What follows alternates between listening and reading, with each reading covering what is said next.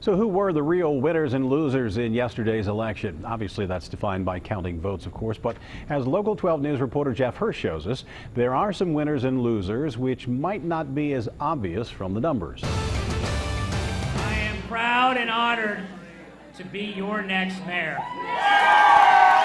Okay, that one's obvious. John Cranley is the winner, Roxanne Qualls the loser in the mayor's race. But there's another winner, P.G. Sittenfeld, who came in first in the city council race where 9 are elected.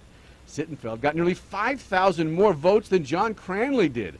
So, Sittenfeld versus Cranley for mayor in 4 years? Could be. Other big winners, police and firefighter unions, who got the mayor and council they wanted. We had 7 of our 9 endorsed candidates got on. We would have hoped to get obviously 9 of 9, but 7 of 9 is good. We wanted Cranley, he won. 6 of our 9 endorsed candidates for council won, which will be a complete change for us. Other winners, city employees such as Barry Whitton. Some 130 workers like Whitton submitted their tentative retirement papers in case Issue 4 would pass, cutting their pension benefits. But Issue 4 was crushed nearly 80% to 20.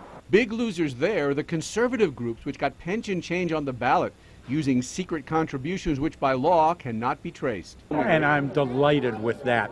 These folks, these right-wing Tea Party folks who put this on the ballot have done this in 5 other American cities and passed it in every one. This is the first time folks have stood up and stopped them, and we stopped them overwhelmingly. Another potential loser, city manager Milton Dohoney. Mayor-elect Cranley has said Donhoney can reapply for his job along with other possible applicants. Not exactly a vote of confidence. But perhaps the biggest loser was Councilmember Laure Quinlivan.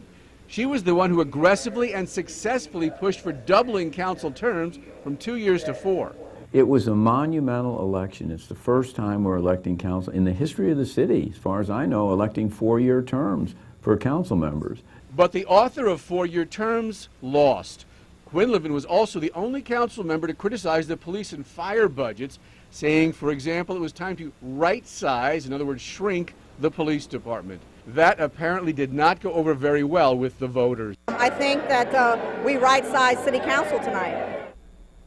Another winner, the Republican Party. Now, that may seem impossible, seeing as how only 2 Republicans were elected to city council and the city remains overwhelmingly Democratic. But the new city council leans more to the right than the old one, more Republican-esque, if not necessarily members of the GOP. Rob?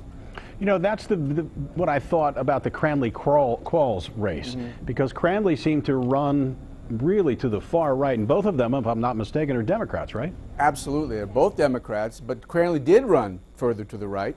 I'll lean again.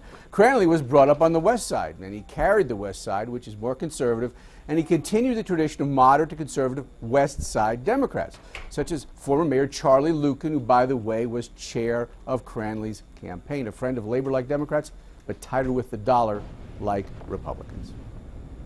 All right, Jeff, thanks very much. You'll find a full list of election results for your particular neighborhood at local12.com.